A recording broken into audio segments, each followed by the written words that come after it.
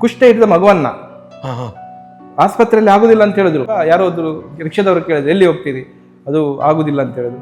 ನೀವು ಬನ್ನಿ ಅಂತೇಳಿ ಆ ರಿಕ್ಷಾದ ವ್ಯಕ್ತಿಯಲ್ಲಿ ಕರ್ಕೊಂಡು ಬಂದರು. ಈಗ ಎತ್ತುಕೊಂಡು ಬಂದು ಮಲಗಿಸಿದ್ರು. ನಮ್ದು ಹಳೆಯ ಒಂದು ಮಂದಿರ ಇತ್ತು ಅಲ್ಲಿ. ಆಗ ಆ ಮಗು ಸಂಪೂರ್ಣವಾಗಿ ಕೈ ಕಾಲೆಲ್ಲ ಕೊಳೆದಿತ್ತು. 100ಕ್ಕೆ 100 ಕುಷ್ಠ ಅಂತ ಫಿಕ್ಸ್ ಆಗಿದೆ. ಆಗ ನನ್ನ ಹತ್ರ ಏನಿಲ್ಲ, ನನ್ನ ಹತ್ರ ದೊಡ್ಡ ಸಾಧನೆ ಇಲ್ಲ, ಏನಿಲ್ಲ. ಒಂದು ಪ್ರಾರ್ಥನೆ ಮತ್ತೆ ಒಂದು ಸತ್ಯ ಇದೆ. ನಾನು ತಕ್ಷಣಕ್ಕೆ ನಮ್ಮದು ಊದಿಯದೊಂದು ಬಾಕ್ಸ್ ಇದೆ, ಅದಕ್ಕೆ ಕೈ ಹಾಕಿ ಬಾಬನ ಹತ್ರ ಹೇಳ್ತೇನೆ, ನೋಡು ಬಾಬಾ, ನೀನು ಕರ್ಕೊಂಡು ಬಂದಿದ್ಯಾ, ನೀನೇ ಹುಷಾಪಡಿಸಿ ಅಂತೇಳಿ ಪ್ರಸಾದ ಕೊಡ್ತೀನಿ. 11 ದಿನದಲ್ಲಿ ಹುಷಾರಾಗಬೇಕಂತ ಹೇಳ್ತೀನಿ. ಆ ಮಗು 1 ವಾರದಲ್ಲಿ 100ಕ್ಕೆ 100 ಗುಣ ಆಗಿ ನಡ್ಕೊಂಡು ಬರುತ್ತೆ.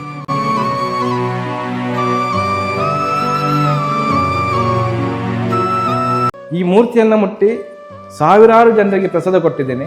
ಸಾವಿರಾರು ಜನರು ಪ್ರಾಣ ಹೋಗುವುದನ್ನು ಕೂಡ ಉಳಿಸಿದೆ.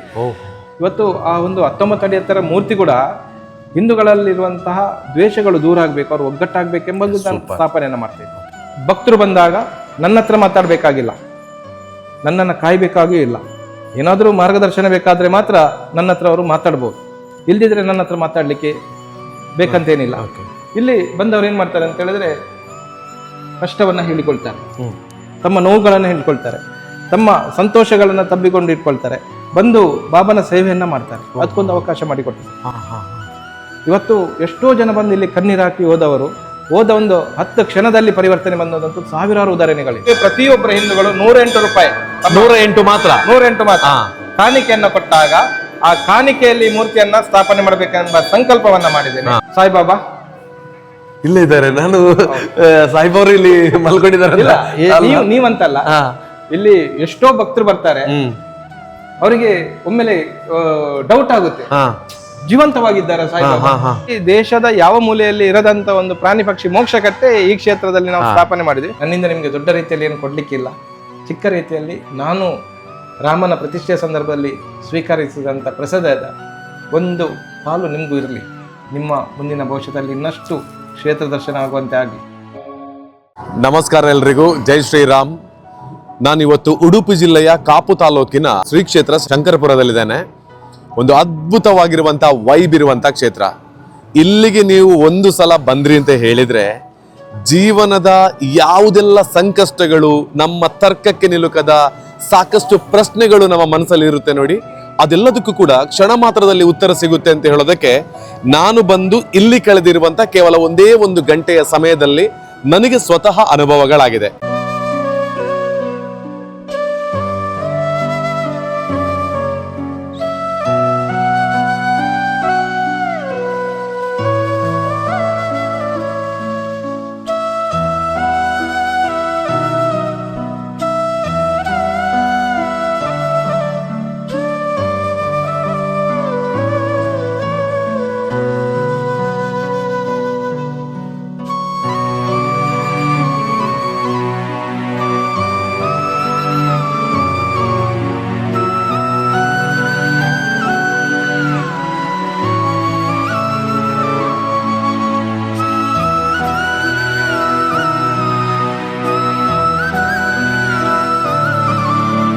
ಕ್ಷೇತ್ರವನ್ನ ಒಂದ್ಸಲ ನಾವು ಟೂರ್ ಮಾಡೋಣ, ಅಂದ್ರೆ ಸಂಪೂರ್ಣವಾದ ಪರಿಚಯವನ್ನ ಮಾಡೋಣ.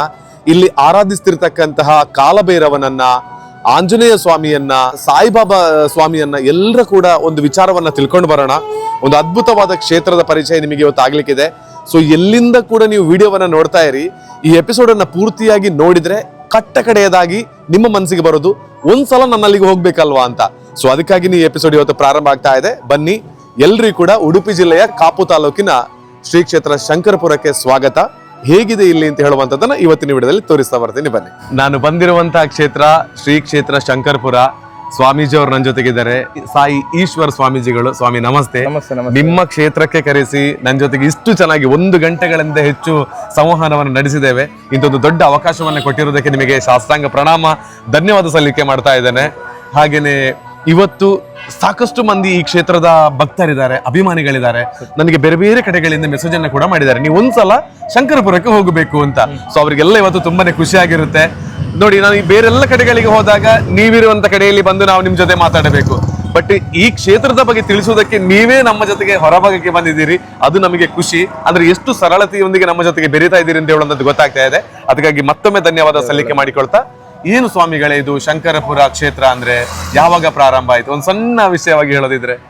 ಈ ಕ್ಷೇತ್ರ ಪ್ರಾರಂಭ ಆದದಂತ ಹೇಳಿದ್ರೆ ಭಕ್ತರಿಂದಲೇ ಪ್ರಾರಂಭವಾದಂಥ ಕ್ಷೇತ್ರ.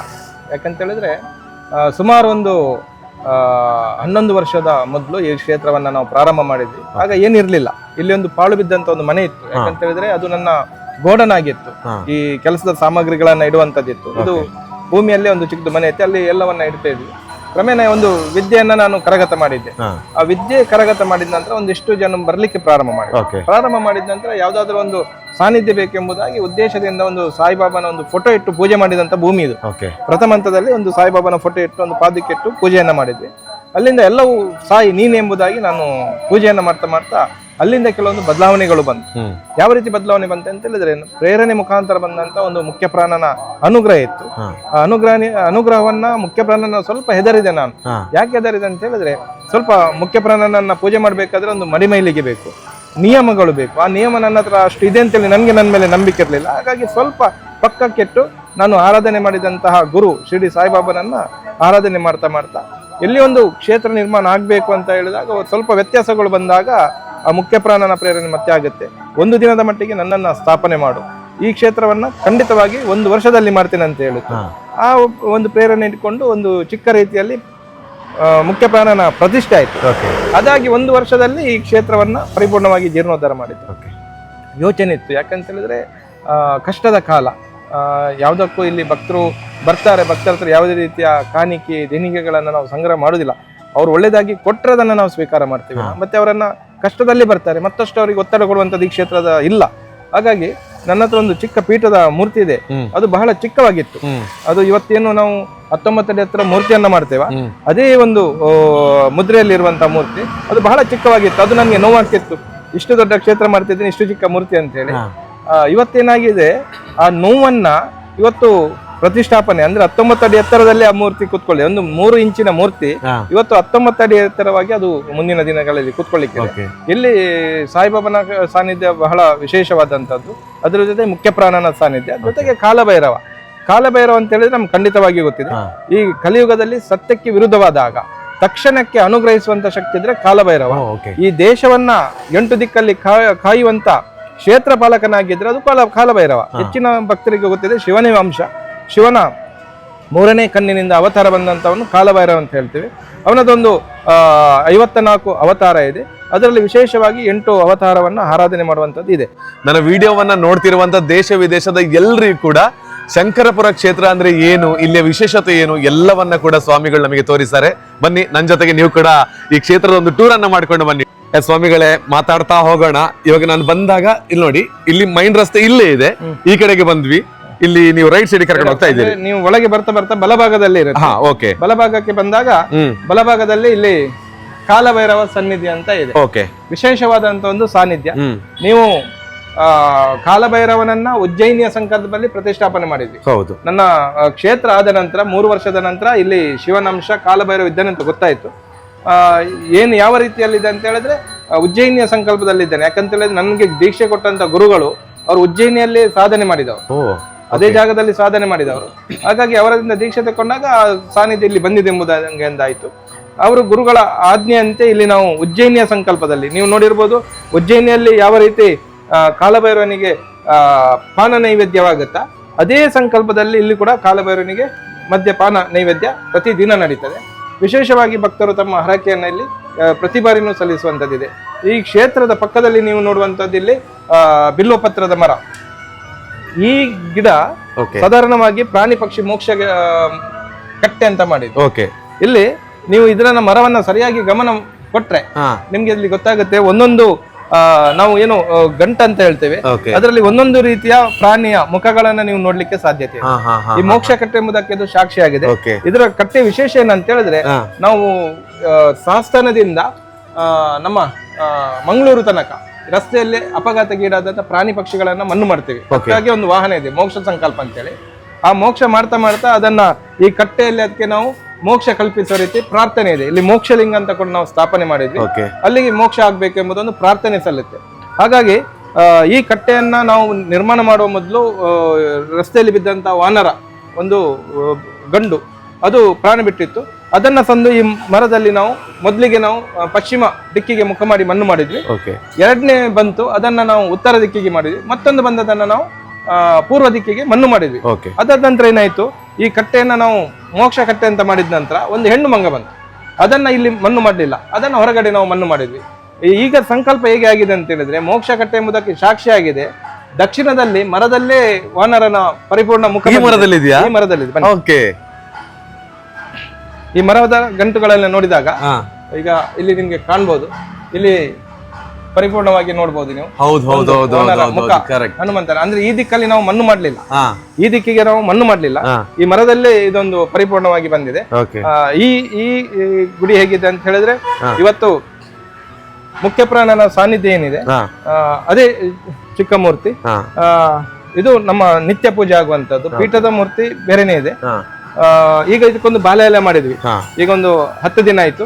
ಮುಂದಿನ ದಿನಗಳಲ್ಲಿ ಅದು ಈ ಜಾಗದಲ್ಲಿ ಬಂದು ಸ್ಥಾಪನೆ ಆಗುತ್ತೆ. ಸ್ವಾಮಿಗಳು, ಇದೊಂದು ನಮಗೆ ಇಲ್ಲಿ ಶಾಶ್ವತ ಅಗ್ನಿ ಅಂತ ಹೇಳಿ ಇಲ್ಲಿ ಅಷ್ಟಭೈರವ ಹವನ ಆಗುತ್ತೆ. ಇಲ್ಲಿ ಅಮಾವಾಸ್ಯೆಯ ದಿನ ವಿಶೇಷವಾಗಿ ಸಾವಿರಾರು ಭಕ್ತರು ಬರ್ತಾರೆ. ಇಲ್ಲಿ ತಡೆ ತೆಗೆಯುವಂತದ್ದು ಒಂದು ಕ್ರಮ ಇದೆ. ತಮ್ಮಲ್ಲಿರುವಂತ ನಕಾರಾತ್ಮಕ ಇರ್ಬೋದು, ನೆಗೆಟಿವಿಟೀಸ್ ಇರ್ಬೋದು, ಅಥವಾ ಎಲ್ಲಿಯೋ ಒಂದು ಕಡೆಯಲ್ಲಿ ಅವರಿಗೆ ಸಮಸ್ಯೆಗಳು ಆಗಿದ್ರೆ ಇಲ್ಲಿ ಕೇವಲ ಒಂದು ತೆಂಗಿನಕಾಯಿ ಹಾಕುವಂತದ್ದಿದೆ. ಅಮಾವಾಸ್ಯೆ ದಿನ ವಿಶೇಷ ಪೂಜೆ ಆಗುತ್ತೆ. ಒಂದು ತೆಂಗಿನಕಾಯಲ್ಲಿ ಇಲ್ಲಿ ಪ್ರಾರ್ಥನೆ ಮಾಡಿ ಸಮರ್ಪಣೆ ಮಾಡಿದಾಗ ಅವರಿಗೆ ಯಾವುದೇ ರೀತಿಯ ಬಾಧೆಗಳಿರ್ಬೋದು ಅಥವಾ ಕಷ್ಟಗಳಿರ್ಬೋದು, ಅದು 100ಕ್ಕೆ 100 ಪರಿಹಾರ ಆಗುತ್ತೆ ಎಂಬುದಕ್ಕೆ ಇದು ಸಾಕ್ಷಿಯಾಗಿದೆ. ಇದು ಅಗ್ನಿ 24 ಅವರ್ಸ್ ಕೂಡ 24 ಗಂಟೆ ಕೂಡ ಈ ಅಗ್ನಿ ಉರಿತಾನೆ ಇರ್ತದೆ. ಇದು ಅಗ್ನಿ ಶಾಶ್ವತ ಅಗ್ನಿ. ಮತ್ತೊಂದು ನಾನು ಕೇಳೋದು ನಿಮ್ ಜೊತೆಗೆ, ಈ ರೀತಿ ಪ್ರಾಣಿ ಪಕ್ಷಿಗಳಿಗೆ ಮೋಕ್ಷ ಮಾಡುವಂತ ಬೇರೆ ಎಲ್ಲಾದ್ರೂ ಒಂದು ಜಾಗ ಇದೆಯಾ ಅಂತ?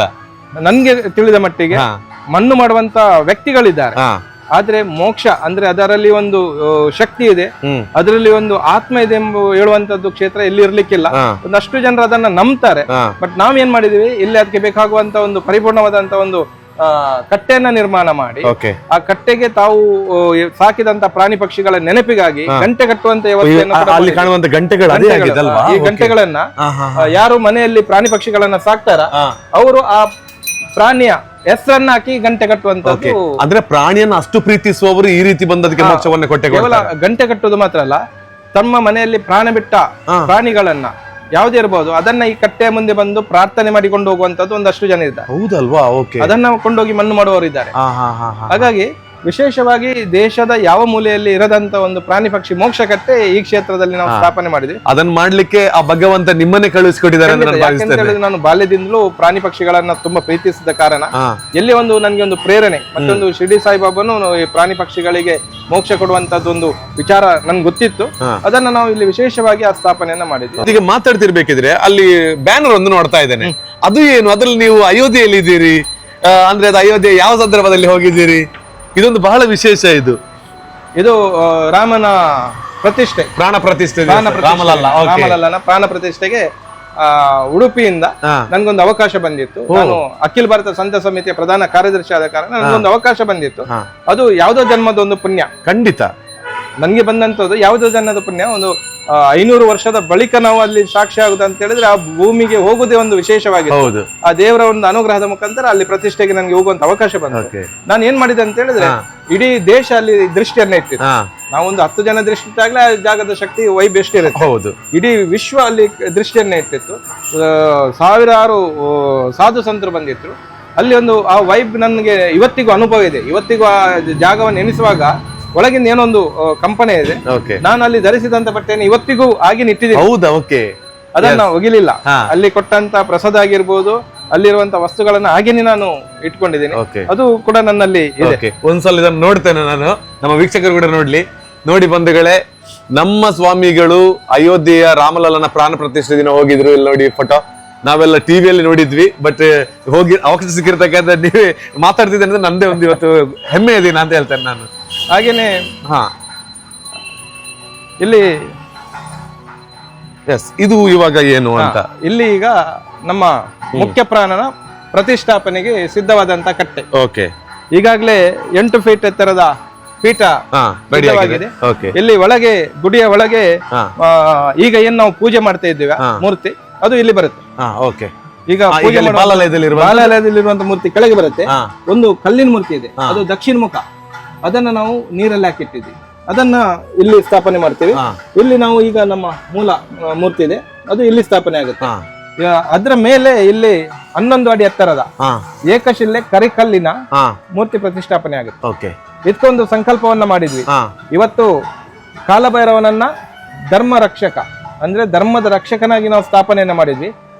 ಮುಖ್ಯ ಪ್ರಾಣನನ್ನ ಹಿಂದೂಗಳ ಒಗ್ಗಟ್ಟು ಮತ್ತು ಏಳಿಗೆಯ ಸಂಕಲ್ಪದಲ್ಲಿ ಮುಖ್ಯ ಪ್ರಾಣನ ಪ್ರತಿಷ್ಠಾಪನೆ ಆಗ್ಲಿಕ್ಕಿದೆ. ಹಾ. ಹಾ. ಇದು 19 ಅಡಿ ಎತ್ತರದ ಏಕಶಿಲಾ ಮೂರ್ತಿ, ಕರಿಕಲ್ಲಿನ ಕೃಷ್ಣಶಿಲೆಯ ಮೂರ್ತಿ ಪ್ರತಿಷ್ಠಾಪನೆ ಆಗ್ಲಿಕ್ಕಿದೆ. ಇಲ್ಲಿ ಹೇಗೆ ಆಗಿದೆ ಅಂತ ಹೇಳಿದ್ರೆ, ಮೊನ್ನೆ ಇತ್ತೀಚೆಗೆ ಒಂದು ಘಟನೆ ಆಯ್ತು. ಈ ಪೀಠ ಎಲ್ಲ ಸಿದ್ಧ ಆದ ತಕ್ಷಣ ಅದರ ಮೊದಲ 2 ದಿನ ಒಂದು ವಾನರ ಬಂದು ಇಲ್ಲಿ ಸುತ್ತುವರಿತಾ ಇತ್ತು.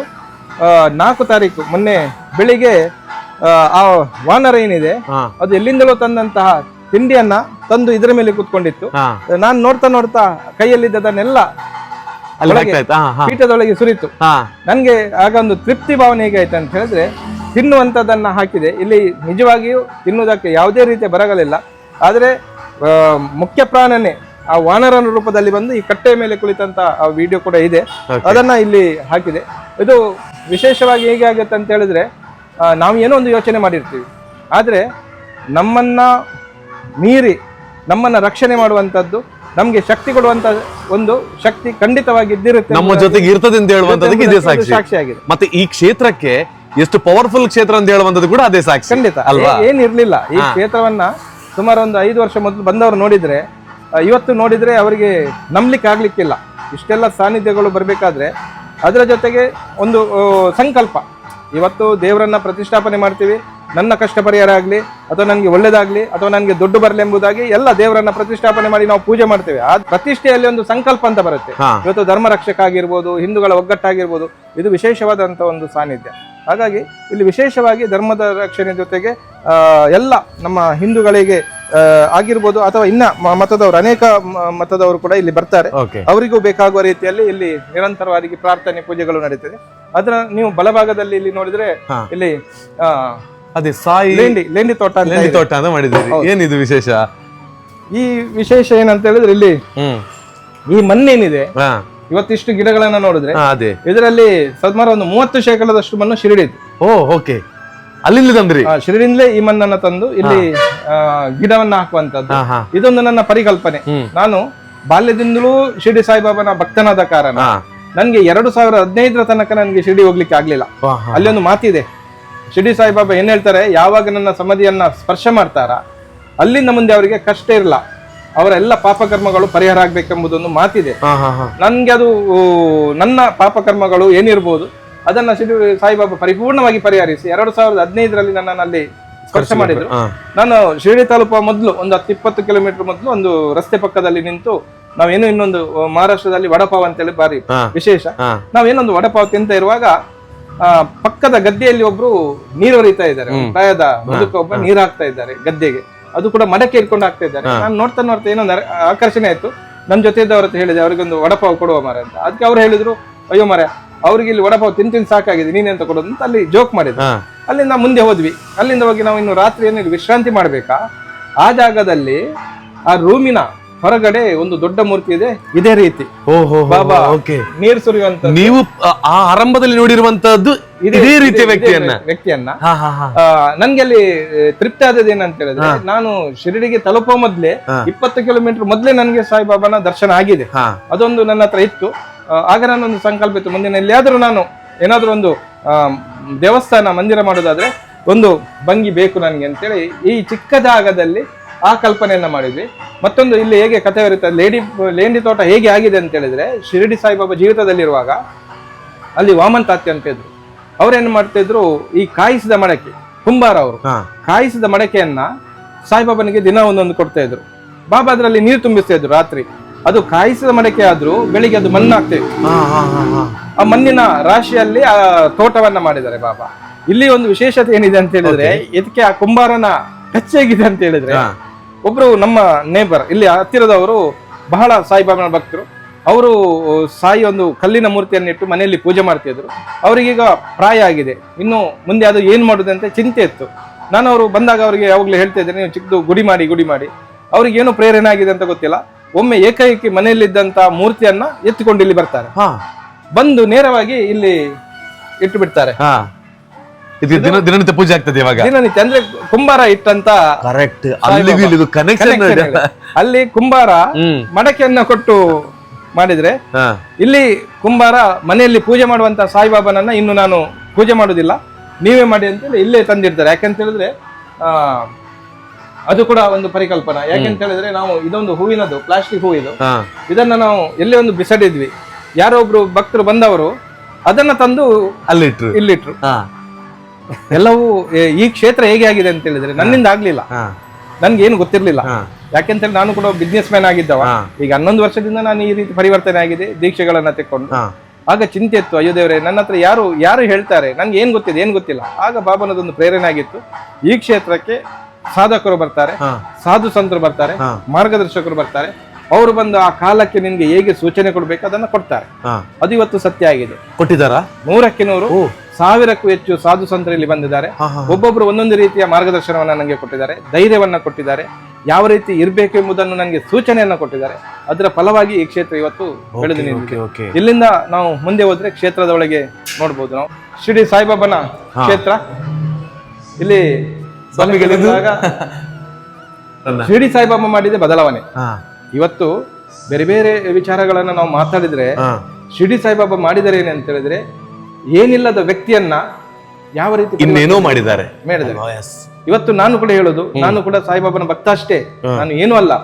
ಇವತ್ತು ಇಷ್ಟೆಲ್ಲ ಏನು ಮಾಡಿದ್ರು ಇಲ್ಲಿ ಗುರುತಿಸುವಂತದ್ದು ಸಾಯಿಬಾಬಾ. ಸಾವಿರಾರು ಜನ ಬರ್ತಾರೆ, ಸಾಯಿ ಭಕ್ತರು ಬರ್ತಾರೆ. ಅವರಿಗೆ ಇಲ್ಲಿ ಬಂದಾಗ ಗೊತ್ತಾಗುತ್ತೆ, ಇಲ್ಲಿ ಏನೋ ಒಂದು ವೈಬ್ ಇದೆ, ಏನೋ ಒಂದು ಶಕ್ತಿ ಇದೆ ಎಂಬುದಾಗಿ ಇಲ್ಲಿ ಬಂದಾಗ ಅನುಭವಕ್ಕೆ ಬರುತ್ತೆ. ನನ್ನ ಒಳಗಿನ ಈ ವಿಚಾರಗಳು ನನ್ಗೆ ಗೊತ್ತಿದೆ, ನಾನು ಯಾರಿಗೂ ಪ್ರಚಾರ ಮಾಡ್ಲಿಕ್ಕೆ ಹೋಗ್ಲಿಲ್ಲ ಇಲ್ಲಿ ತನಕ. ಭಕ್ತರಿಗೆ ಗೊತ್ತಿದೆ, ಆದ್ರೆ ಅದರಲ್ಲಿ ಪರಿಪೂರ್ಣವಾದ ವಿಚಾರಗಳನ್ನ ನಾನು ಅವರಿಗೆ ಹೇಳಿಲ್ಲ, ಸ್ವಲ್ಪ ಸ್ವಲ್ಪ ವಿಚಾರವನ್ನ ಹೇಳಿದೆ. ಹಾಗಾಗಿ ಭಕ್ತರು ಏನ್ ಮಾಡ್ತಾರೆ, ನೀವೆಲ್ಲವನ್ನ ಅನುಭವಿಸಾಗಿದೆ, ಬಂದವರಿಗೆ ನೀವೇ ಮಾತಾಡಿಬಿಡಿ. ಈಗ ಬಂದವರಿಗೂ ಇದೆ, ಒಬ್ಬೊಬ್ಬರ ಹತ್ರ ಒಂದೊಂದು ರೀತಿಯ ಇದೆ. ಅಂದ್ರೆ ನಾನು 11 ವರ್ಷದಲ್ಲಿ ಕಷ್ಟವನ್ನ ಪಟ್ಟಿದ್ದೀನಿ, ಟೀಕೆಯನ್ನು ಅನುಭವಿಸಿದ್ದೀನಿ, ಜನರ ಚುಚ್ಚು ಮಾತುಗಳನ್ನ ಕೇಳಿದ್ದೀನಿ, ವೇದನೆ ಕೂಡ ಪಟ್ಟಿದ್ದೀನಿ. ಏನು ಬೇಡ, ನಾನು ಎದ್ದುಕೊಂಡು ಹೋಗ್ತೇನೆ ಅಂತ ಯೋಚನೆ ಮಾಡಿದ್ದೀನಿ. ಆದ್ರೆ ಒಂದಷ್ಟು ಭಕ್ತರು ಈ ಜಾಗವನ್ನ ಉಳಿಸಿಕೊಟ್ಟಿದ್ದಾರೆ. ಇವತ್ತಿಗೂ ಭಕ್ತರಿದ್ದಾರೆ. ಯಾವ ರೀತಿ ಇದ್ದಾರೆ ಅಂತ ಹೇಳಿದ್ರೆ, ಒಂದು ಕ್ಷಣ ಕೂಡ ನಮ್ಮ ಗುರುಗಳು ಚಿಂತೆ ಮಾಡಬಾರ್ದು, ಒಂದು ಕ್ಷಣ ಕೂಡ ಚಿಂತೆ ಮಾಡಬಾರ್ದು ಅಂಥದ್ದು ಭಕ್ತರು ಈ ಕ್ಷೇತ್ರದಲ್ಲಿದ್ದಾರೆ. ನೀವು ಇದನ್ನ ನೋಡ್ಬೋದು. ಈ ಕ್ಷೇತ್ರವನ್ನ ನಾನು ಸ್ಥಾಪನೆ ಮಾಡುವಾಗ ನನಗೆ ಒಂದು ಚಿಂತೆ ಇತ್ತು, ಯಾವ ರೀತಿ ಮಂದಿರ ಆಗ್ಬೇಕು, ಯಾವ ಪ್ಲಾನ್ ಅಲ್ಲಿ ಆಗ್ಬೇಕು. ಇಲ್ಲಿ ಸಾವಿರಾರು ಭಕ್ತರು ಬರ್ತಾರೆ. ಇವತ್ತಿನ ಕಾಲ ಹೇಗಿದೆ ಅಂತ ಹೇಳಿದ್ರೆ, ನಮ್ದು ಏನಾದ್ರೂ ಒಂದು ವೀಕ್ ಯಾರ ಹತ್ರನೂ ಹೋಗಿ ಮಾತಾಡಿದ್ರೆ ನಾಳೆಲ್ಲಿ ಮಿಸ್ಯೂಸ್ ಆಗುತ್ತೆ. ಕರೆಕ್ಟ್. ನನ್ನಲ್ಲಿ ಬಂದ ಭಕ್ತರು ಅವರ ಕೆಲವು ಘಟನೆಗಳನ್ನ, ವೇದನೆಗಳನ್ನ, ದುಃಖಗಳನ್ನ ನನ್ನ ಹತ್ರ ನೇರವಾಗಿ ಹೇಳ್ತಾ ಇದ್ರು, ಸಮಸ್ಯೆಗಳನ್ನ ಹೇಳ್ತಾ ಇದ್ರು. ಕೆಲವೊಂದಕ್ಕೆ ನಾನು ಉತ್ತರವನ್ನ ಕೊಡಬಲ್ಲೆ, ಕೆಲವೊಂದಕ್ಕೆ ನಾನು ಧೈರ್ಯವನ್ನ ಹೇಳಬಲ್ಲೆ, ಆದ್ರೆ ಕೆಲವೊಂದು ವಿಚಾರಕ್ಕೆ ನಾನು ಮಾತಾಡ್ಲಿಕ್ಕೆ ಆಗುದಿಲ್ಲ. ಅದು ಚಿಂತೆ ಇತ್ತು. ಈ ಮಂದಿರ ಮಾಡುವಾಗ ನಾನು ಬಾಬನ ಹತ್ರ ಕೇಳ್ತಿದ್ದೆ, ನೋಡಿ ಬಾಬಾ, ನಿಮ್ಮ ಹತ್ರ ಶಕ್ತಿ ಇದೆ, ನನ್ನ ಹತ್ರ ಏನಿಲ್ಲ.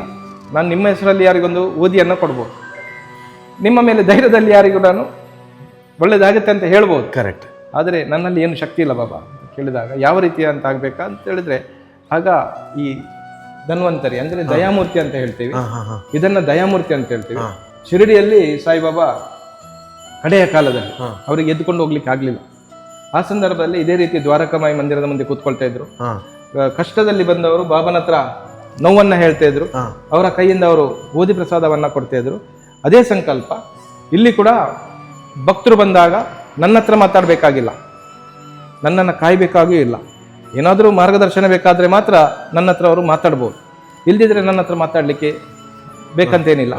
ಇಲ್ಲಿ ಬಂದವರು ಏನ್ ಮಾಡ್ತಾರೆ ಅಂತ ಹೇಳಿದ್ರೆ, ಕಷ್ಟವನ್ನ ಹೇಳಿಕೊಳ್ತಾರೆ, ತಮ್ಮ ನೋವುಗಳನ್ನು ಹೇಳಿಕೊಳ್ತಾರೆ, ತಮ್ಮ ಸಂತೋಷಗಳನ್ನ ತಬ್ಬಿಕೊಂಡು ಇಟ್ಕೊಳ್ತಾರೆ, ಬಂದು ಬಾಬನ ಸೇವೆಯನ್ನ ಮಾಡ್ತಾರೆ. ಅದಕ್ಕೊಂದು ಅವಕಾಶ ಮಾಡಿಕೊಟ್ಟಿದ್ರು. ಇವತ್ತು ಎಷ್ಟೋ ಜನ ಬಂದು ಇಲ್ಲಿ ಕಣ್ಣೀರು ಹಾಕಿ ಹೋದವರು, ಹೋದ ಒಂದು 10 ಕ್ಷಣದಲ್ಲಿ ಪರಿವರ್ತನೆ ಬಂದದಂತೂ ಸಾವಿರಾರು ಉದಾಹರಣೆಗಳಿವೆ. ಇಲ್ಲಿ ಬರ್ತಾರೆ, ಮನಸ್ಸಿನಿಂದ ಹೇಳ್ತಾರೆ, ಅವ್ರಿಗೆ ಏನ್ ಬೇಕಾದ್ರೂ ಇಲ್ಲಿ ತಂದಿಡ್ತಾರೆ. ಅವ್ರಿಗೆ ಮತ್ತೊಂದು ವಿಷಯ, ಇವಾಗ ನಾನು ಇಲ್ಲಿ ಬಂದಾಗ ತುಂಬಾ ಮಂದಿ ಇಲ್ಲಿ ಭಕ್ತರನ್ನ ನಾನು ನೋಡಿದೆ. ಒಂದು 85 ಏಜಿನ ಒಬ್ರು ಅಮ್ಮ ಕೂಡ ಇಲ್ಲಿ ಹೊರಗೆ ಬಂದು ನಿಮ್ ಜೊತೆ ಮಾತಾಡಿ ಹೋದ್ರು. ಬಾಬಾನ ಒಂದು ಭಕ್ತಿ ಅಂತ ಹೇಳಿದ್ರು, ಇಲ್ಲಿ ಬಂದ್ರು, ನೋಡಿದಾಗ ಹೋದ್ರು. ಯಾವುದೋ ಟೂರಿಸ್ಟ್ ಪ್ಲೇಸ್ನವರೆಲ್ಲ ಅವರೆಲ್ಲ ಬಂದು ಇಲ್ಲಿ ಬೇಡ್ಕೊಂಡಾಗ ಅವರ ಮನಸ್ಸಲ್ಲಿರುವಂತ ನೋವನ್ನು ಹೇಳಿ ಅದು ಪೂರ್ತಿ ಪರಿಹಾರ ಆಗಿರುವಂತದ್ದಲ್ವಾ? ಖಂಡಿತ. ಇಲ್ಲಿ ಇವತ್ತು ಏನಾಗುತ್ತೆ, ಪರೀಕ್ಷೆ ಮಾಡ್ಲಿಕ್ಕಿಲ್ಲ. ಇವತ್ತೇನಾಗುತ್ತೆ, ನಮ್ಮ ಜನರ ಮನಸ್ಥಿತಿ ಏನಿರುತ್ತೆ, ನೋಡುವ ಅಲ್ಲಿ ಹೋಗುವ, ಹಾ ಏನಾಗ್ತದೆ ನೋಡುವ ಅಂತೇಳಿ ಬರುವವರು ತುಂಬ ಜನ ಇದ್ದಾರೆ. ಅದು ಆಗೋದಿಲ್ಲ. ನೀವು ಪ್ರಾಮಾಣಿಕವಾಗಿ ಬನ್ನಿ, ನಿಮ್ಮ ನೋವನ್ನು ಪ್ರಾಮಾಣಿಕವಾಗಿ ಹೇಳಿಕೊಳ್ಳಿ. ನೀವು ಯಾವುದೇ ರೀತಿಯಲ್ಲಿ ಬಂದು ಪೂಜೆಗಳನ್ನು ಮಾಡುವಂಥದ್ದು, ನನ್ನ ಜೊತೆ ಮಾತಾಡುವಂಥದ್ದು ಮಾಡೋದೇ ಬೇಡ. ಹಾ ನೀವು 10 ನಿಮಿಷ ಕೂತ್ಕೊಂಡು ಇಲ್ಲಿ ಮಾತಾಡಿ ಹೋಗಿ, ನಿಮ್ಮ ಸಮಸ್ಯೆ 100ಕ್ಕೆ 100 ಪರಿಹಾರ ಆಗುತ್ತೆ. ಯಾರು ಬಂದು ನನ್ನನ್ನು ದೊಡ್ಡ ರೀತಿಯಲ್ಲಿ ಪಟ್ಟಕ್ಕೇರಿಸಬೇಕಾಗಿಲ್ಲ, ಯಾರು ಪಟ್ಟಕ್ಕೇರಿಸಬೇಕಾಗಿಲ್ಲ. ಯಾರು ಬಂದು ನನ್ನನ್ನು ದೊಡ್ಡ ರೀತಿಯಲ್ಲಿ ಗುರುಜಿ ಅಂತೇಳಿ ಪಾದಪೂಜೆ ಮಾಡಲಿಕ್ಕಿಲ್ಲ. ಕೆಲವೊಂದು ಭಕ್ತರದ್ದು ಮನಸ್ಥಿತಿ ಇದೆ ಇಲ್ಲಿದ್ದು, ಅವರು ಗುರುಗಳೆಂಬ ಗೌರವದಿಂದ ನನ್ನ ಪಾದಪೂಜೆ ಮಾಡ್ತಾರೆ, ಎಲ್ಲವನ್ನು ಮಾಡ್ತಾರೆ. ನಾನು ಅದಕ್ಕೆ ಇಲ್ಲ ಅಂತ ಹೇಳಲಿಕ್ಕಾಗ, ಯಾಕೆ ಅವರಿಗೂ ನೋವು ಕೊಡಲಿಕ್ಕಿಲ್ಲ ನನಗೆ. ಹಾಗಾಗಿ ಇಲ್ಲಿ ಸಾವಿರಾರು ಭಕ್ತರಿದ್ದರೆ ಸಾವಿರಾರು ಭಕ್ತರಲ್ಲಿ ನೀವು ಕೇಳಿದ್ರೂ ಗೊತ್ತಾಗುತ್ತೆ, ಇಲ್ಲಿ ಬಂದಾಗ ಗೊತ್ತಾಗುತ್ತೆ. ಹೊರಗಿಂದ ಏನು ಗೊತ್ತಾಗೋದಿಲ್ಲ. ಹೊರಗಿಂದ ಏನಿದೆ, ನಾನು ಒಂದು ವಿಚಾರವನ್ನು ಹೇಳ್ತೀನಿ, ಅದು ಸರಿಯ ತಪ್ಪಂತ ಗೊತ್ತಿಲ್ಲ. ಓಕೆ. ಎಲ್ಲರ ಹೃದಯದಲ್ಲಿ ದೇವರು ಇರುವುದಿಲ್ಲ, ಹಾ ರಾಕ್ಷಸ ಕೂಡ ಇರ್ತಾರೆ, ಇರ್ತಾರೆ, ಸುರರು ಇರ್ತಾರೆ, ಅಸುರರು ಇರ್ತಾರೆ. ಕರೆಕ್ಟ್. ಯಾರು ಸುರರಿದ್ದಾರ ಅವರಿಗೆ ಸತ್ಯ ಏನೆಂಬುದು ಗೊತ್ತಾಗುತ್ತೆ. ಹಾ ಅಸುರರ ಯಾರ ಹೃದಯದಲ್ಲಿದ್ದಾರ ಅವರಿಗೆ ನೀವು ಎಷ್ಟೇ ಸತ್ಯ ಹೇಳಿದ್ರೆ ಅವರಿಗೆ ಖಂಡಿತವಾಗಿ ಗೊತ್ತಾಗುದಿಲ್ಲ. ಅಂತ ಮನಸ್ಥಿತಿ ಒಂದಷ್ಟು ಜನ ಈ ನಮ್ಮ ವಟಾರದಲ್ಲಿ ಇದ್ದಾರೆ, ನಮ್ಮ ಊರಲ್ಲಿ ಇದ್ದಾರೆ. ಅವರನ್ನು ಏನು ಮಾಡ್ಲಿಕ್ಕೆ ಆಗುತ್ತೆ? ದೇವರು ಅವರಿಗೆ ಸತ್ಯವನ್ನು ತೋರಿಸು. ಅವರಿಗೆ ಕಷ್ಟ ಕೊಡಬೇಡ, ನೋವು ಕೊಡಬೇಡ, ಪರಿವರ್ತನೆ ಮಾಡು. ಇರೋದೇ 40ರಿಂದ 50-60 ವರ್ಷ ಜೀವನ, ಇದರಲ್ಲಿ ದ್ವೇಷ ಮಾಡಿ ಏನ್ ಕಟ್ಕೊಳ್ಳೋಕೆ? ಏನಾಗಿದೆ, 120 ವರ್ಷದಿಂದ ಈಗ ನಾವು ಮಾಡಿದ ತಪ್ಪಿನಿಂದ ನಾವು ಇಲ್ಲಿ ತನಕ ಬಂದು ನಿಂತಿದ್ದೀವಿ. ಮತ್ತೆ ಯಾವ ಕ್ಷಣದಲ್ಲಿ ಏನಂತ ನಮ್ಗೆ ಗೊತ್ತಿಲ್ಲ. ಹೌದು, ಇರುವಷ್ಟು ದಿನ ಪ್ರೀತಿಯಿಂದ ಬದುಕ್ಬೇಕು. ಕರೆಕ್ಟ್. ದ್ವೇಷ ಬಿಡಿ ಅಂತ ಹೇಳೋದು. ನನ್ನ ಕ್ಷೇತ್ರಕ್ಕೆ ಬಂದಾಗ ಸತ್ಸಂಗ ನಡೀತದೆ. ನಾನು ಯಾವುದೇ ರಾಮಾಯಣ ಕಥೆ ಹೇಳೋದಿಲ್ಲ, ಮಹಾಭಾರತ ಕಥೆ ಹೇಳೋದಿಲ್ಲ, ಯಾವುದೇ ಗ್ರಂಥ ಪುರಾಣದ ಕಥೆ ಮಾತಾಡೋದಿಲ್ಲ. ನಾನು ಹೇಳೋದು, ನೀವು ಮನುಷ್ಯರಾಗಿ ಅಷ್ಟೇ. ನೀವು ಭೂಮಿಗೆ ಯಾಕೆ ಬಂದಿದ್ದೀರಾ, ದೇವರು ನಿಮ್ಮನ್ನು ಭೂಮಿಗೆ ಯಾಕೆ ಕಳಿಸಿದ್ದೀರಾ, ಇದಕ್ಕೆ ಸರಿಯಾದ ಅರ್ಥವನ್ನ ಕೊಟ್ಟು ಮುಂದೆ ಹೋಗುವ. ಸೂಪರ್. ದ್ವಾರಕಾಮಾಯಿ ಮೂರ್ತಿ ಅಂತ ಹೇಳ್ತೀವಿ, ಆ ಭಂಗಿ ಮುದ್ರೆ. ಅಲ್ಲಿ ಶಿರ್ಡಿಯಲ್ಲಿ ಸಾಯಿಬಾಬಾ ದ್ವಾರಕ ಭಂಗಿಯಲ್ಲಿ ಕೂತ್ಕೊಳ್ಳುವಂತ ಭಂಗಿ. ಅದು ಎಲ್ಲದಕ್ಕೂ ಮೂಲ ಕಾರಣ ಈ ಚಿಕ್ಕ ಮೂರ್ತಿ. ಸರಿ ಸರಿ. ಪ್ರಾರಂಭದಲ್ಲಿ ಪೂಜೆ ಮಾಡಿರುವಂತದ ಇದು ಯಾರೋ ಒಬ್ರು ಭಕ್ತರು ನನಗೆ ತಂದು ಕೊಟ್ಟದ್ದು. ನಾನು ಶಿರಡಿಯಲ್ಲಿ ಇದ್ದೇನೆ, ಏನ್ ತರಬೇಕು ಅಂತ ಕೇಳಿದ್ರು ಆಗ ನನ್ನ ಹತ್ರ. ಇದೊಂದು 15-16 ವರ್ಷ ಮೊದಲಿನ ಕತೆ. ಓಕೆ. ಆಗ ನಾನು ಹೇಳೋದು, ಮುಷ್ಟಿ ಒಳಗೆದ್ದು ಬಾಬಾ ನನ್ನ ತಾಮರೆ ಅಂತ ಹೇಳಿ. ಆ ಪುಣ್ಯಾತ್ಮ ಏನ್ ಮಾಡಿದ, ದೊಡ್ಡ ಮೂರ್ತಿ ನನ್ನ ಕೈಲಿ ತಂದು ಕೊಟ್ಟ. ಮೂರ್ತಿ ಪೂಜೆ ಮಾಡಬಾರ್ದಂತ ಒಂದು ಇತ್ತು ಮೊದಲೆಲ್ಲ, ಸ್ವಲ್ಪ ಎದುರಿಸುವಂತದ್ದು ಇತ್ತು. ಆಗ ನಾನದು ಪೂಜೆ ಮಾಡದೆ ಮನೆ ಒಂದು ಕಾರ್ನರ್ ಅಲ್ಲಿ ಇಟ್ಟು ಬಿಟ್ಟಿದ್ದೆ, ಮರದ ಹಲಗೆಯಲ್ಲಿ ಒಳ್ಳೆ ರೀತಿಯಲ್ಲಿ ಇಟ್ಟಿದ್ದೆ. ಪೂಜೆ ಅಂತ ಹೇಳಿದ್ರೆ ಬೆಳಗ್ಗೆ ಎದ್ದು ನೋಡೋದು, ಸಂಜೆ ಬಂದು ಮೂರ್ತಿ ನೋಡೋದು, ಅದೇ ಪೂಜೆ. ನಂದು ಬೇರೆ ಏನು ಪೂಜೆ ಇಲ್ಲ. ಒಳಗಿಂದ ಒಂದು ಆ ಸತ್ಯ ಏನಿತ್ತು ಅದು ನನಗೆ ಗೊತ್ತಿಲ್ಲದ ರೀತಿಯಲ್ಲಿ ಕೆಲಸ ಮಾಡ್ತಿತ್ತು. ಈ ಮೂರ್ತಿಯನ್ನ ಎಲ್ಲಿ ಒಂದು ಕಡೆಯಲ್ಲಿ ಚಮತ್ಕಾರ ಆಯಿತು. ನನ್ನ ತಾಯಿಯ ಆರೋಗ್ಯದ ಸಂದರ್ಭದಲ್ಲಿ ಮತ್ತೆ ಈ ಮೂರ್ತಿಯದೊಂದು ಪ್ರೇರಣೆ ಆಯಿತು. ಅದಾದ ನನಗೆ ಗೊತ್ತಾಯ್ತು, ಇದರಲ್ಲಿ ಏನೊಂದು ಶಕ್ತಿ ಇದೆ, ವೈದ್ಯರಿಗೆ ಸವಾಲಾಗುವಂಥದ್ದು ಸಾವಿರಾರು ಉದಾಹರಣೆಗಳಿವೆ. ಹಾಗಾಗಿ ಇಲ್ಲಿ ಹೆಚ್ಚಿನದು ಯಾವ ರೀತಿ ಬರ್ತಾರೆ ಅಂತೇಳಿ, ಭಕ್ತರು ಅನಾರೋಗ್ಯದಿಂದಲೇ ಬರ್ತಾರೆ. ನಾನು ಎಲ್ಲಿ ಒಂದು ಟಿವಿಯ ಕಾರ್ಯಕ್ರಮದಲ್ಲಿ ಕೂತ್ಕೊಂಡ್ರು ನನಗೆ ಬರುವಂಥ ಹೆಚ್ಚಿನ ಭಕ್ತರು ಏನಂತ ಹೇಳಿದ್ರೆ ಅನಾರೋಗ್ಯದ ಬಗ್ಗೆನೇ ಮಾತಾಡುವಂಥದ್ದು, ಬೇರೆ ಏನು ಮಾತಾಡೋದಿಲ್ಲ. ಹಾಗಾಗಿ ಈ ಕ್ಷೇತ್ರ ನಾನು ಸಂಜೀವಿನಿ ಕ್ಷೇತ್ರ ಅಂತೂ ಹೇಳ್ಬಲ್ಲೆ, ಅಷ್ಟು ಧೈರ್ಯವಾಗಿ ಹೇಳ್ಬೇಡಿ. ಖಂಡಿತ. ಸಾಧಾರಣವಾಗಿ ನನಗೆ ಗೊತ್ತಿದ್ದ ಮಟ್ಟಿಗೆ ಸಾವಿರಾರು ಘಟನೆಗಳಿವೆ. ನಾವು ಅದನ್ನು ಪ್ರಚಾರಕ್ಕೆ ಹೋಗಲಿಲ್ಲ, ಅದು ಬೇಡ ಅಂತೇಳಿ ಇಟ್ಟಿದ್ದೀವಿ. ನಾವು ದೇವರಿದ್ದಾರೆ, ಯಾರನ್ನು ತರಿಸಬೇಕಾ, ಯಾರಿಗೆ ಈ ಕ್ಷೇತ್ರದಿಂದ ಒಳಿತಾಗಬೇಕು, ಅದು ಹಾಗೆ ಆಗುತ್ತೆ. ಬರುವಂಥ ಭಕ್ತರು ಯಾರು ಅಂತ ಹೇಳಿದ್ರೆ ನಮ್ಮ ದಕ್ಷಿಣ ಕನ್ನಡ ಉಡುಪಿ ಜಿಲ್ಲೆ ಬಿಟ್ಟು ಹೊರಗಿನವರು ಬರೋದು. ದೇಶದಾದ್ಯಂತ ಭಕ್ತರು ಬರ್ತಾರೆ. ಇಲ್ಲಿ ಬೇಕಾಗುವ ವ್ಯವಸ್ಥೆಗಳನ್ನು ಈಗ ಮಾಡಿದೆ, ಇಲ್ಲಿ ಹೋಮ್ ಸ್ಟೇ ಎಲ್ಲ ಆಗಿದೆ, ಅಲ್ಲಿ ನಿಂತು ಇಲ್ಲಿ ಭೇಟಿಗೆ ಬರ್ತಾರೆ. ನನ್ನ ಉದ್ದೇಶ ಏನಿದೆ ಅಂತ ಹೇಳಿದ್ರೆ, ನನ್ನ ಊರಿಗೆ, ನನ್ನ ತುಳುನಾಡಿಗೂ ಈ ವಿಚಾರ ಹೋಗ್ಬೇಕು. ಕರೆಕ್ಟ್. ಎಲ್ಲೆಲ್ಲಿಂದ ಬಂದವರಿಗೆ ಇಲ್ಲಿ ಒಳ್ಳೇದಾಗದಾದ್ರೆ ನನ್ನ ಊರಲ್ಲಿದ್ದವರಿಗೆ ಯಾಕೆ ಒಳ್ಳೇದಾಗುತ್ತೆ? ಹೌದು, ಅವರು ಕೂಡ ಈ ಕ್ಷೇತ್ರಕ್ಕೆ ಬರಬೇಕು. ಇಲ್ಲಿ ತನಕ ನಾವು ಪ್ರಚಾರ ಅಂತ ಹೋಗ್ಲಿಲ್ಲ, ಎಲ್ಲಿ ಕೂಡ ಪ್ರಚಾರ ಮಾಡಲಿಲ್ಲ. ಇಲ್ಲಿ ನೀವು ಪಕ್ಕಕ್ಕೆ ಗಣಪತಿ, ಅಯ್ಯಪ್ಪ, ಸುಬ್ರಹ್ಮಣ್ಯನನ್ನ ನೋಡ್ಬೋದು. ನಾವು ನನ್ನ ತಂದೆ ಸುಮಾರು 33 ವರ್ಷದಿಂದ ಶಬರಿಮಲೆ ಹೋಗ್ತಾರೆ. ನಾನು ಕೂಡ 24 ವರ್ಷದಿಂದ ಶಬರಿಮಲೆ ಹೋಗ್ತಾ ಇದ್ದೇನೆ. ನೀವು ಕೂಡ ಅಯ್ಯಪ್ಪನ ಭಕ್ತರು. ಹಾಗಾಗಿ ನಾವು ಫೋಟೋ ಇಟ್ಟು ಪೂಜೆ ಮಾಡ್ತಾ ಇದ್ವಿ. ಅದು ದೇವಸ್ಥಾನ ಮಾಡುವಾಗ ಆ ಫೋಟೋವನ್ನ ವಿಸರ್ಜನೆ ಮಾಡ್ಲಿಕ್ಕೆ ನನಗೆ ಮನಸ್ಸು ಬರಲಿಲ್ಲ. ಹಾಗೆ ಒಂದೇ ಪೀಠದಲ್ಲಿ ಅಯ್ಯಪ್ಪನನ್ನ ಮಧ್ಯದಲ್ಲಿಟ್ಟು ಯಾವ ರೀತಿ ನಾವು ಶಿಬಿರದಲ್ಲಿ ಮಾಡ್ತೀವ ಅದೇ ರೀತಿಯಲ್ಲಿ ಸ್ಥಾಪನೆ ಮಾಡಿದ್ವಿ. ನಿತ್ಯ ವಿಶೇಷವಾದಂಥ ಪೂಜೆಗಳು ಇರುತ್ತೆ. ಮಕರ ಸಂಕ್ರಾಂತಿ ವಿಶೇಷ ಪೂಜೆ ಇರುತ್ತೆ. ಅದು ಕೂಡ ಈಗ ಏನು ಮಾಡಿದ್ದೀವಿ ಅಂತ ಹೇಳಿದ್ರೆ, ಶಬರಿಮಲೆ ಹೋಗುವವರಿಗೆ ನನಗೆ ಸುಮಾರು ವರ್ಷದ ಕನಸು, ಇಲ್ಲಿ ಹೋಗುವ ಶಬರಿಮಲೆಯವರಿಗೆ 1 ತಿಂಗಳು ಅನ್ನದಾನ ಮಾಡಬೇಕು. ಯಾರು ಯಾತ್ರೆಗೆ ಹೋಗ್ತಾರ ಅವ್ರಿಗೆ ಎಲ್ಲಾದ್ರೂ ಒಂದು ಹೈವೇ ಬದಿಯಲ್ಲಿ ಮಾಡ್ಬೇಕಂತ. ಅದು ದೇವರು ಈ ವರ್ಷದಿಂದ ನಮ್ಮ ಕೈಯಿಂದ ಮಾಡಿಸ್ತಾ ಇದ್ದಾರೆ. ಈ ವರ್ಷ ಪ್ರಾರಂಭ ಮಾಡಿದ್ವಿ. 15 ದಿನ ಶಬರಿಮಲೆ ಹೋಗುವವರಿಗೆ ವಸತಿ, ಅಲ್ಲಿ ನಿಲ್ಲುವಂತ ವ್ಯವಸ್ಥೆ, ಪ್ರಸಾದದ ವ್ಯವಸ್ಥೆ. ಬರುವ ವರ್ಷದಿಂದ ಪ್ರತಿ 1 ತಿಂಗಳು ಆ ವ್ಯವಸ್ಥೆ ಮುಂದುವರಿತದೆ. ಹಾಗೇನೆ ದುರ್ಗಾದೇವಿ ಹಾ. ನನ್ನ ಮನೆ ದೇವರು, ಹಾ. ಮನೆಯಲ್ಲಿ ಆರಾಧನೆ ಮಾಡ್ತಾ ಇದ್ದೆ ನಾನು. ಹಾ. ಮತ್ತೆ ಇಲ್ಲಿ ಕುಂಜಾರು ಅಂತ ಇದೆ, ಅಲ್ಲಿ ನಾನು ಪ್ರತಿ ಬಾರಿನೂ ಹೋಗ್ತಾ ಇದ್ದೆ. ಹಾ. ಅದು ಏನೊಂದು ದೇವಿಯ ಒಂದು ಪ್ರೀತಿ, ಅದು ಬೆಟ್ಟದ ಮೇಲೆ ಇದೆ, ಹಾ. ಅದಕ್ಕಾಗಿ ಆ ದುರ್ಗೆಯನ್ನ ಮೇಲೆ ಕೂತ್ಕೊಳ್ಳಿ. ಮೇಲೆ ಕೂರಿಸಿದ್ರಿ ಅದಕ್ಕೆ. ಅದರಲ್ಲಿ ಒಂದು ಕಥೆ ಇದೆ. ಹಾ. ನಾನು ಪ್ರತಿ ತಿಂಗಳು ಹಾ. ಕುಂಜಾರಿಗೆ ಹೋಗ್ತಾ ಇದ್ದೆ, ಹಾ. ಇಲ್ಲಿ ಕಟೀಲಿಗೆ ಹೋಗ್ತಾ ಇದ್ದೆ. ಹಾ, ಓಕೆ. ದಿನದಲ್ಲಿ ಒಂದು ದಿನ ಕಟೀಲು, ಹಾ. ಒಂದು ದಿನ ಕೊಲ್ಲೂರು. ಹಾ. ಹೀಗೆ ಒಂದು ಸಮಯದಲ್ಲಿ ಮಳೆ ಬರ್ತಾ ಇತ್ತು, ನನ್ನ ಹತ್ರ ಕಾರ್ ಏನಿರ್ಲಿಲ್ಲ, ನಾನು ಬೈಕಲ್ಲಿ ಹೋಗುವಂಥದ್ದು. ಹಾ. ಅಲ್ಲಿಗೆ ಹೋಗಿ ಬಂದು ನಾನು ರಾತ್ರಿ ಮಲಗಿದಾಗ ಆ ದುರ್ಗೆಯದು ಪ್ರೇರಣೆ ಆಗಿತ್ತೆ, ತಾಯಿದ್ದು. ನೀನು ಅಷ್ಟು ದೂರ ಯಾಕೆ ಬರ್ತೀನಿ, ನಿನ್ನ ಪಕ್ಕದಲ್ಲಿ ನಾನಿದ್ದೇನೆ, ಅಲ್ಲಿ ಹೋಗಂತೇಳಿ. ಹೌದಾ? ಅಲ್ಲಿಂದ ಕಟೀಲು ಹೋಗುವುದನ್ನು ಬಿಟ್ಟು ಪ್ರತಿನಿತ್ಯ ಕುಂಜಾರಿಗೆ ಹೋಗ್ಲಿಕ್ಕೆ ಪ್ರಾರಂಭ ಮಾಡಿದೆ. ಹಾ. ಇವತ್ತು ಆ ದೇವಿಯ ಅನುಗ್ರಹ ಕೂಡ ಈ ಕ್ಷೇತ್ರಕ್ಕೆ ಇದೆ, ಇಲ್ಲಿ ಬಂದ ಭಕ್ತರು ಇದೆ, ನನಗೂ ಇದೆ. ಹಾಗಾಗಿ ಈ ಕ್ಷೇತ್ರ ಈಗ ಸದ್ಯಕ್ಕೆ ಏನಾಗಿದೆ ಅಂತ ಹೇಳಿದ್ರೆ, ಹಾ. ಯಾರೋ ಒಬ್ರು ಇಲ್ಲಿ ಒಂದು ನಿತ್ಯಾನಂದ ಸ್ವಾಮಿ ಒಂದು ಫೋಟೋವನ್ನ ಕೊಟ್ಟಿದ್ದಾರೆ. ಹಾ. ಇದರಲ್ಲಿ ಒಂದು ವಿಶೇಷತೆ ಇದೆ. ಹಾ. ಇಲ್ಲಿ ಪ್ರತಿ ವರ್ಷ ದರ್ಬರ್ ಆಗುತ್ತೆ, ಹಾ. ದರ್ಬರ್ ಆಗುತ್ತೆ. ಆ ದರ್ಬರ್ ಸಂದರ್ಭದಲ್ಲಿ ಹೋದ ಬಾರಿ ಏನಾಯ್ತು, 3 ದಿನ ಪಾಲ್ಕಿ ಉತ್ಸವ ಇರುತ್ತೆ. ಹಾ.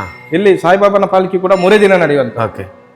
ಇಲ್ಲಿ 2ನೇ ದಿನ ಪಾಲ್ಕಿಯಲ್ಲಿ ಸಾಯಿಬಾಬಾನ ಫೋಟೋ ನೋಡ್ತಾ ನೋಡ್ತಾ ನಿತ್ಯಾನಂದ ಸ್ವಾಮಿಯ ಮುಖವನ್ನ ನೋಡಿದಾಗೆ ಆಗ್ತಾ ಉಂಟು. ಹಾ.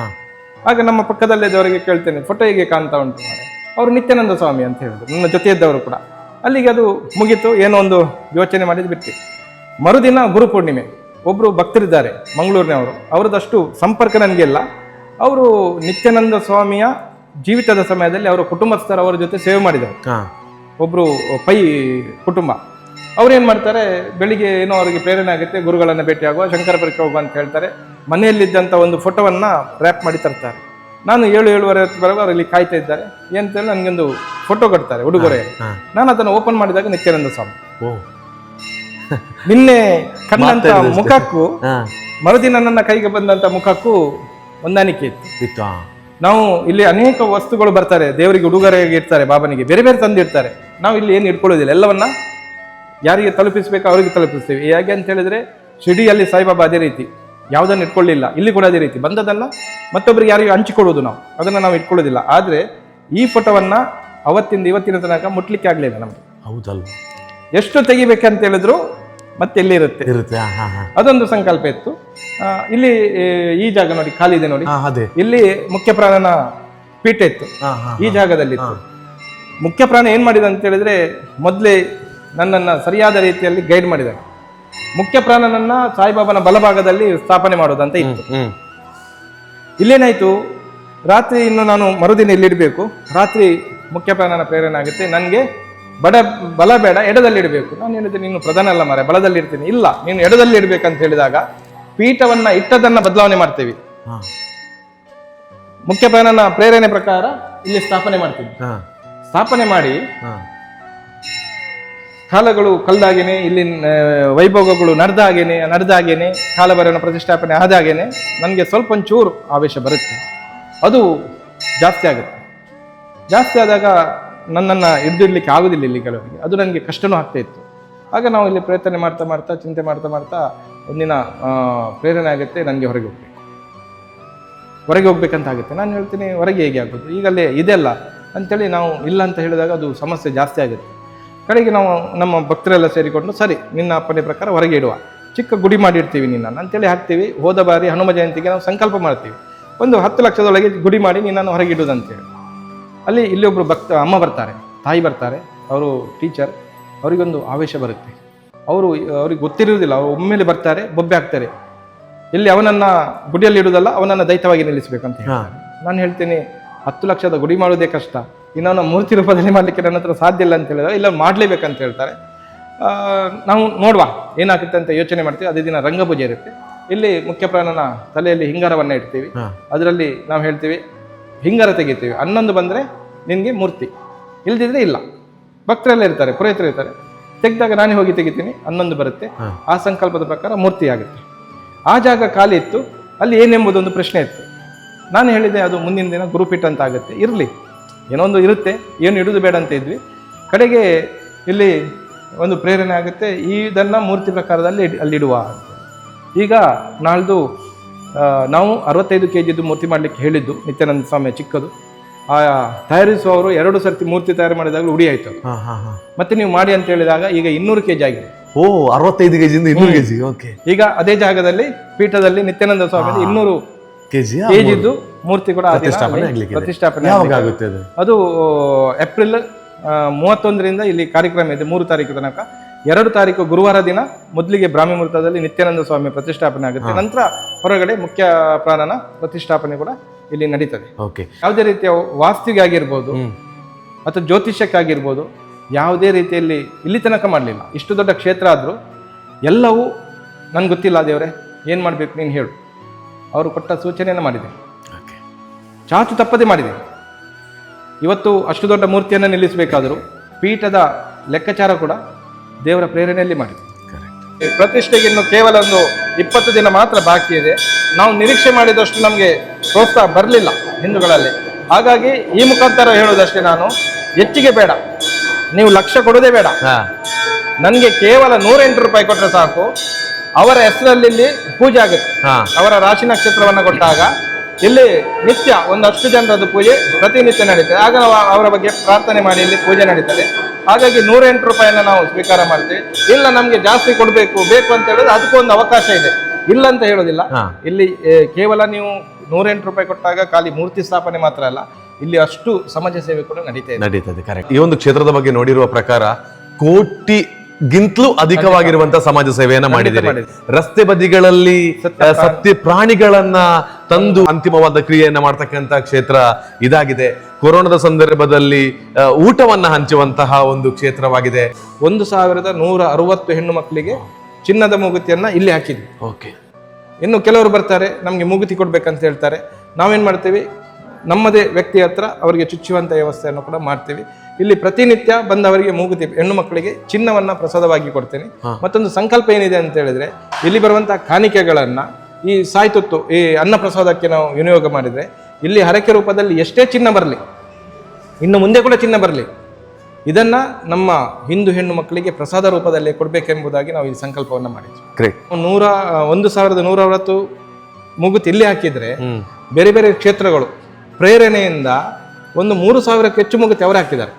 ಈಗ ಮಂಗಳೂರಲ್ಲಿ ಒಬ್ರು ನಮ್ಮ ಭಕ್ತರಿದ್ದಾರೆ, ಸತೀಶ್ ವೇಣೂರ್ ಅಂತೇಳಿ, ಅವರು 500ಕ್ಕೂ ಹೆಚ್ಚು ಮೂಗುತಿಯನ್ನ ಆ ಏರಿಯಾದಲ್ಲಿ ಹಾಕಿದ್ದಾರೆ. ಪ್ರೇರಣೆ ಇಲ್ಲಿಂದ ಪ್ರಾರಂಭ. ಅದು ಕೂಡ ಈಗ ನಡೀತದೆ ಬೇರೆ ಬೇರೆ ಕ್ಷೇತ್ರದಲ್ಲಿ. ಈಗ ನಾನು ಹೇಳುವಂಥದ್ದಿಷ್ಟೇ, ನೀವು ಲಕ್ಷದ ಹೂ ಹಾಕ್ತೀರಿ, ಒಂದು ಕ್ಷೇತ್ರಕ್ಕೆ ಲಕ್ಷದ ಹೂ ಹಾಕ್ತೀರಿ. ಆ ಲಕ್ಷದ ಹೂವಿನ ಜೊತೆಗೆ ಒಂದು 10 ಹೆಣ್ಣು ಮಕ್ಕಳಿಗೆ ಮೂಗುತಿ ಹಾಕಿದ್ರೆ ಅದು ಶಾಶ್ವತವಾಗುತ್ತೆ. ಹಾಕಿದಂಥ ಹೂ ಹೊರತು ಹೋಗ್ತದೆ. ಆದರೆ 10 ಹೆಣ್ಣು ಮಕ್ಕಳು ಆ ಕ್ಷೇತ್ರಕ್ಕೆ ಮುಂದೆ ಆಸ್ತಿ ಆಗ್ತಾರೆ. ಕರೆಕ್ಟ್. ನಮ್ಮ ಧರ್ಮಕ್ಕೂ ಆಸ್ತಿ ಆಗ್ತಾರೆ. ಕರೆಕ್ಟ್. ಅದೇ ಸಂಕಲ್ಪ. ಇಲ್ಲಿ ನಾವು ಯಾವುದೇ ರೀತಿಯ ತಾರತಮ್ಯ ಇಲ್ಲ. ಈ ಕ್ಷೇತ್ರ ಏಕಜಾತಿ ಧರ್ಮಪೀಠ ಅಂತ ಸ್ಥಾಪನೆ ಮಾಡಿ, ಯಾವುದೇ ತಾರತಮ್ಯ ಇಲ್ಲಿ ಇರುವಂಥದ್ದು ನಾವು ಮನುಷ್ಯರು, ಅದು ಬಿಟ್ಟರೆ ಯಾವುದು ತಾರತಮ್ಯ ಇಲ್ಲ. ಒತ್ತೊಂದು ಅಂತ ಹೇಳಿದ್ರೆ ನಾವೆಲ್ಲ ಹಿಂದೂಗಳು. ನಾನು ನನ್ನ ಧರ್ಮವನ್ನು ನಾನು ಪ್ರೀತಿಸಿದ ಕಾರಣ ನಾನು ಯಾವ ಧರ್ಮಕ್ಕೂ ನಾನು ವಿರುದ್ಧವಾಗಿ ಮಾತಾಡೋದಿಲ್ಲ. ಇಲ್ಲಿ ನನ್ನ ಪಕ್ಕದಲ್ಲಿರುವಂಥದ್ದು ಬೇರೆ ಧರ್ಮದವರಾದರೂ ನನಗೆ ಪ್ರೋತ್ಸಾಹನ ಕೊಡ್ತಾರೆ. ಬಹಳ ಚೆನ್ನಾಗಿರುವಂತಹ ಉದ್ದೇಶ. ಮುಖ್ಯ ಪ್ರಾಣ ಪ್ರತಿಷ್ಠೆ 19 ಅಡಿ ಎತ್ತರದಲ್ಲಿ ಆಗ್ಲಿಕ್ಕಿದೆ. ನಾನು ಒಂದೇ ವಿನಂತಿಯನ್ನು ಮಾಡ್ಕೊಳ್ಳೋದು, ಹಿಂದೂ ಧರ್ಮದ ಒಗ್ಗಟ್ಟಿಗಾಗಿ ಆ ಮುಖ್ಯ ಪ್ರಾಣ ಎಲ್ಲರನ್ನ ರಕ್ಷಣೆ ಮಾಡಿನೇ ಮಾಡ್ತಾರೆ. ಒಂದು ಒಳ್ಳೆಯ ಧ್ಯೇಯ ಉದ್ದೇಶವನ್ನ ಇಟ್ಟುಕೊಂಡು ಭಕ್ತ ವೃಂದದೊಂದಿಗೆ ಹೆಜ್ಜೆಯನ್ನು ಇರಿಸಿರ್ತಕ್ಕಂಥ ಸ್ವಾಮೀಜಿ ಅವರ ಜೊತೆಗೆ ನಾವೆಲ್ಲ ಜೊತೆಯಾಗೋಣ. ಕೇವಲ 108 ರೂಪಾಯಿ ನಾನು ಹಾಕಿರುವಂತಹ ನಂಬರ್ ಅಥವಾ QR ಕೋಡಿಗೆ ನೀವು ಕಳುಹಿಸಿಕೊಡಿ. ಆ ಮುಖ್ಯ ಪ್ರಾಣ ಜಗವನ್ನ ಬೆಳಗ್ಲಿ, ಜೊತೆಗೆ ಪ್ರತಿಯೊಬ್ಬ ವ್ಯಕ್ತಿಯ ಜೀವನದಲ್ಲಿ ಹೊಸ ಬೆಳಕನ್ನ ಕೊಡ್ಲಿ ಅಂತ ಕೇಳಿಕೊಳ್ತೀನಿ.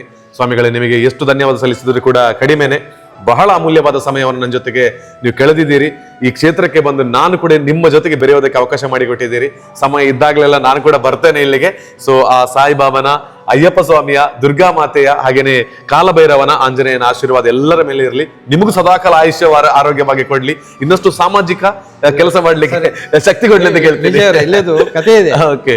ಎಲ್ಲ ಭಕ್ತರು ಬರೋದು, ನೀವೊಮ್ಮೆ ವಿಜಯನನ್ನ ಕರೀರಿ, ಅವ್ರು ಬರ್ಲಿ ಅಂತ ಅವರೇ ನಿಮ್ಗೆ ಫೋನ್ ಮಾಡಿರ್ಬೋದು.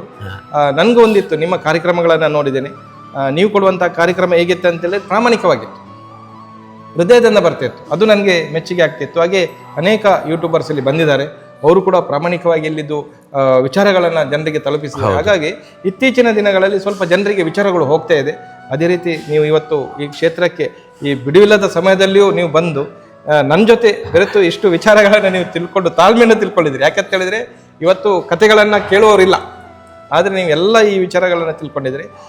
ಮುಂದಿನ ದಿನಗಳಲ್ಲಿ ನೀವು ಏನು ಭವಿಷ್ಯದಲ್ಲಿ ಸಾಧನೆಯನ್ನು ಮಾಡಬೇಕಂತ ಸಂಕಲ್ಪವನ್ನು ಮಾಡಿದ್ರ, ಹಾಗೆಯೇ ಆ ಚಾಮುಂಡೇಶ್ವರಿಯ ಪರಮ ಭಕ್ತ ನೀವು. ನಮ್ದು ಆರಿಕೋಡಿ ಹೌದು. ಆ ಕ್ಷೇತ್ರದ ಶಕ್ತಿಯನ್ನು ನಿಮಗೆ ಪರಿಪೂರ್ಣವಾಗಿ ಅನುಗ್ರಹಿಸಲಿ. ಈ ಕ್ಷೇತ್ರ ಅಂತೇನೆ ನೀವು ಎಲ್ಲೆಲ್ಲಿ ಸಂಚಾರ ಮಾಡಿ ಕ್ಷೇತ್ರದ ದರ್ಶನವನ್ನ ಮಾಡಿದ್ರ ಆ ಎಲ್ಲ ಕ್ಷೇತ್ರದ ಶಕ್ತಿಗೆ ನಿಮಗೆ ಪರಿಪೂರ್ಣವಾಗಿ ಅನುಗ್ರಹಿಸಲಿ. ನಿಮ್ಮ ಭವಿಷ್ಯದಲ್ಲಿ ಒಳ್ಳೆಯ ಒಂದು ಬೆಳಕನ್ನ ತೋರಿಸಲಿ ಅಂತೇಳಿ ನಾನು ದೇವರಲ್ಲಿ ಪ್ರಾರ್ಥನೆ ಮಾಡ್ತೇನೆ. ಖಂಡಿತ ತುಂಬಾ ಧನ್ಯವಾದ. ನಿಮ್ಮ ಆಶೀರ್ವಾದ ಸದಾಕಾಲ ಖಂಡಿತ ನನ್ನಂತೆ ಇರುವಂತ ಎಲ್ಲ ಭಕ್ತರ ಮೇಲೆ ಇರಬೇಕು ಅಂತ ಕೇಳಿಕೊಳ್ತೇನೆ. ದೇವರು ಕಾಪಾಡ್ತಾರೆ.